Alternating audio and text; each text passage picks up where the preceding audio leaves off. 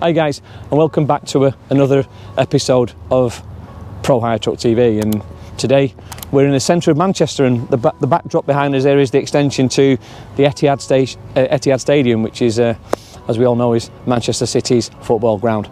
We're having a look today at an urban vehicle.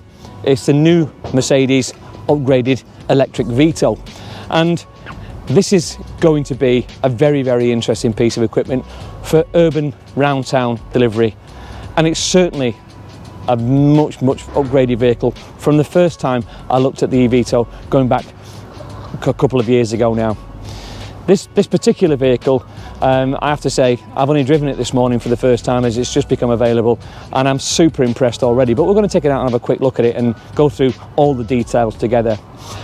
Looking at it, I mean, what's not to love? It's Mercedes, as we all have come to know and love, and I think they've done a great job with this van, to be fair, and we'll talk about the reasons why as we go through the next few minutes.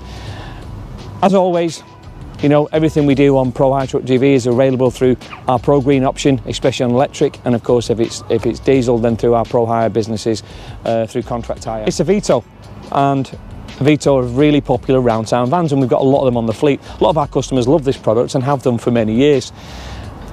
This is not untypical of any 𝐕𝐕ito you've seen before. You know, it's got a great load space.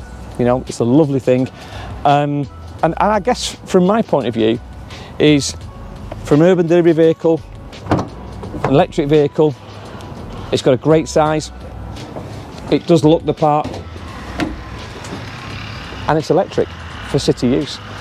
And these are the things that a lot of our companies and a lot of our customers are looking to try and transition from their current ICE vehicles into what something like this is going to look like for them in the future, and how you can develop the proper scenarios to take these vehicles on, so a proper total cost of ownership. Because let's face it, these vans are not cheap, but when you consider the way the price of diesel is today versus the price of electricity, but also one of the most important things is the way that components has gone up, and diesel vans have gone up exponentially over the past 12-18 months. Parity is becoming much closer. But you know, again, for our point of view, to get a feel for it, to get a conversation going, to understand the actual cost of ownership between a diesel vehicle today and an electric vehicle today, where something like this will work for you, you've only got to give us a call, and we'd be delighted to go through that for you. As I always say, all the information on this product and everything else we showcase is available on our website through our Pro World page. You know, double side loading door in this particular version, which also makes it super useful for that urban delivery work. So what I was saying we do is, why don't we take this out for a run and we can talk through some of the specifics. We're currently in the long wheelbase version today, so L3.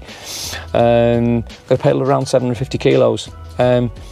Not terribly bad for a van like this, with a battery pack of 66 kilowatt hour, giving a range of a WLTP of 162 miles. As long as you don't use air conditioning, which does seem to affect this quite reasonably in this particular product. But that being said, it is just a lovely thing. It's well geared, it's quiet, it's quick. It just drives amazingly. I've been in this vehicle all day now, and I picked it up early this morning from 𝐸 Mercedes-Benz in Trafford Park, and Steve Bridge and his team there were kindly to let me use this vehicle for the day. To talk about it. Of course, we've got some of these things coming through into our own fleet very soon, and we've held back on the first round of 𝐕𝐕itos because the battery on the first one wasn't really sustainable for long enough range for what it was worth. This one, you know, it's right up there with the vans of its size and scale, and I think, you know, round town is where this van's going to see its best credentials. And 162 miles round town, you know, we'll see, and we'll report back on exactly how many miles we get from that. But you know, from what I've seen this morning, the distance I've done is matching it mile for mile. It drives really, really well. You know, there's just nothing I can say that I don't like about this vehicle at the moment, and that's testament to something which Mercedes has spent some time and money investing into, and developing something with range, speed. It's able to charge at 11 kilowatts. It's able to charge at 80 kilowatts. So it'll charge this vehicle up to 80% in 35-40 minutes. You know, I think this this vehicle is an interesting mid-range now, right across for people who want to make urban operations work for themselves. And as I said before, as part of the video, we can start showing some proper real world total cost of ownership models against the diesel product. So driving around the centre of Manchester, it's not going to be long now before Andy Burnham and his team come back with a new clean air zone policy, which is going to affect those people moving into this area and moving through our cities, going forward with clean air zones and the cost of operating in those centres. And I think this vehicle is well positioned to help a lot of people support themselves and trying to avoid some of those costs. So building in that into an understanding of how much it's actually going to cost and operate and run vehicles today, going to be super important for everybody who really has got you know, challenges in those areas. Of course, as we move further forward, you know, we're halfway through 2022 already, and we know full well that buying vehicles at the moment the cost has gone up, the cost of fuel has gone up, but also the lead times have moved right out now. So you're talking about buying vehicles in some cases into 2024. You know, it's not a long time till 2030 until, you know, we're not registering diesel vehicles anymore in this weight category. I have to say, when this first became a conversation, I was very worried about how the world would be able to adapt and develop. But I've been very fortunate to be able to be involved in driving and operating and looking at some of best-in-class products over the past 12 months. And this sits right up there with some of the products that I've seen. And Mercedes, I've done some good work here with a van that I really believe is going to be game-changing when it comes into the small sector, medium van size, for proper around-town urban work.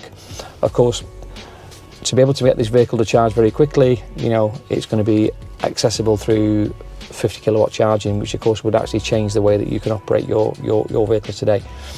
7 kilowatt charging for home, 11 to 22 kilowatt charging at your premises. So being able to onboard power 11 kilowatts into this. So if we can take and imagine the 66 kilowatt battery pack is going to allow you to use around 50 kilowatts or 55 kilowatts of power. So 11 kilowatts on board there, it's going to take you from flat about 5 hours. But of course, a 50 kilowatt charger from flat, you know, we're going to be able to put 50 kilowatts into this vehicle in about an hour. So again, from zero to fully charged in just over an hour or so. You know, really interesting really for people who want to be able to use this vehicle more than once in a day. Now, of course, it's not everybody, and most people will find that 160 miles of range when it comes to urban city work is going to last them. Not how far you can go in that time, it's how long you can stay moving forward for. And this is some of the conversations I've had in the past for many people. So I need more than 160 miles, or I need more than this. But most companies look at what so we do 25,000 miles a year, or we do this, or we do that, or the other.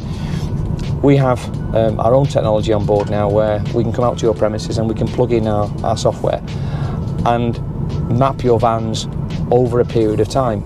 So you'll be able to see exactly how many miles you do every day, the patterns that you do for travelling, and build a process around you to ensure that before you invest into a vehicle like this, which in fact is not cheap, you know, a van like this will probably cost about £45,000 before your grants and fleet discounts, etc. apply.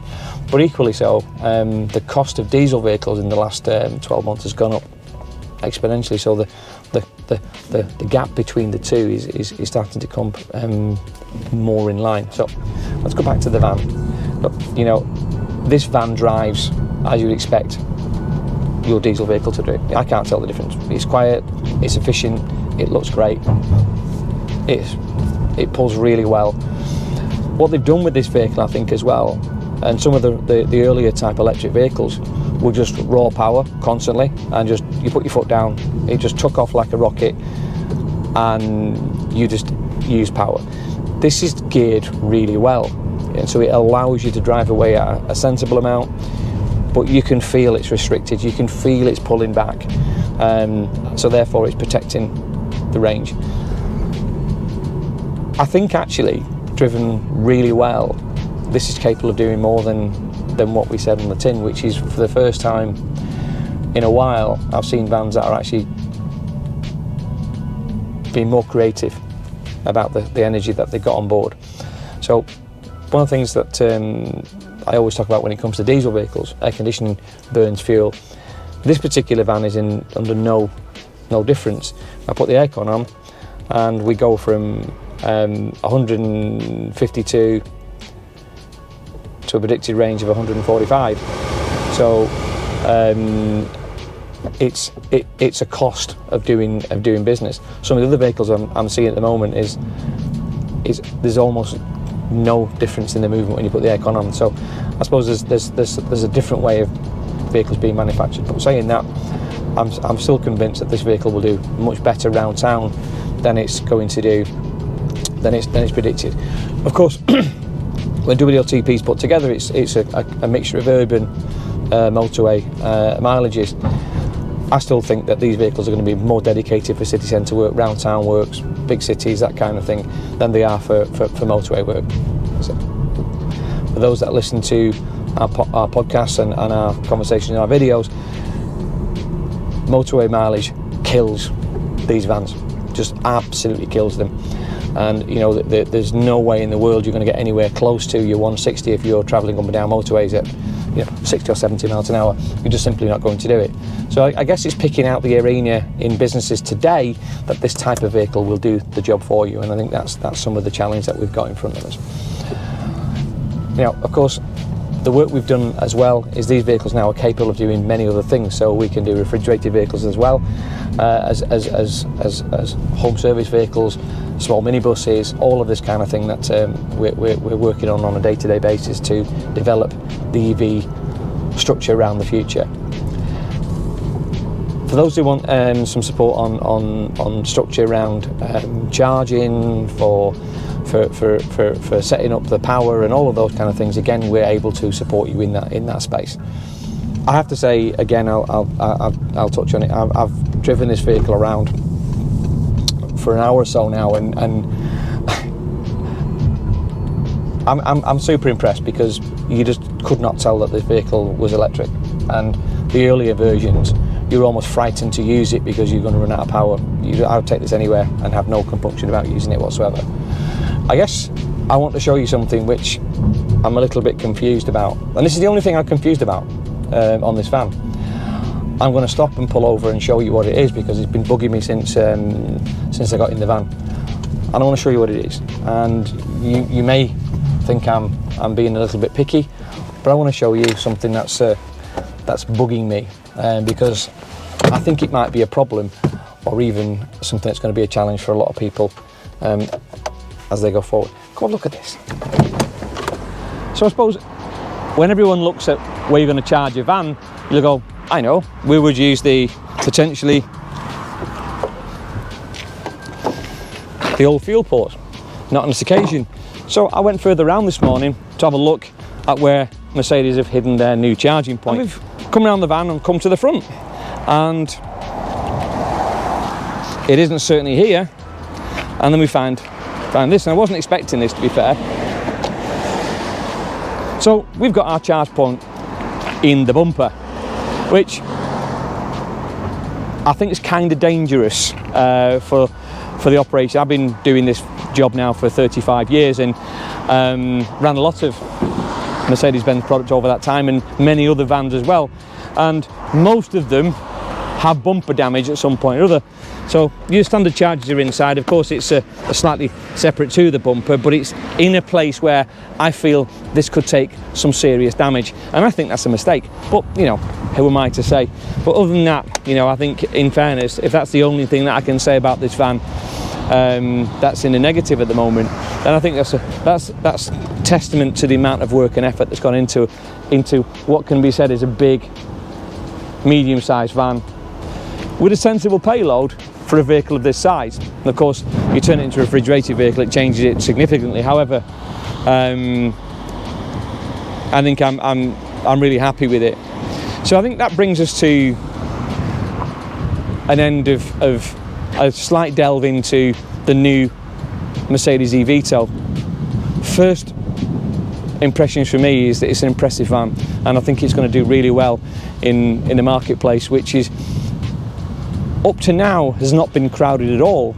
In fairness, there's been only 1 or 2 manufacturers with a product that's actually even remotely near this, and I think this is a great entry for Mercedes into an urban delivery market, which over the next 4 or 5 years is going to grow exponentially. And I think this one's going to sit really nicely with it, and we'll be looking forward to adopting them into our fleet, especially for London in the next year or so. I hope you've enjoyed another interlude into the world of EV. I'm 𝐕𝐲𝐶𝐤𝐬. If you could subscribe to our channel, we'd love that, and we'll see you again soon.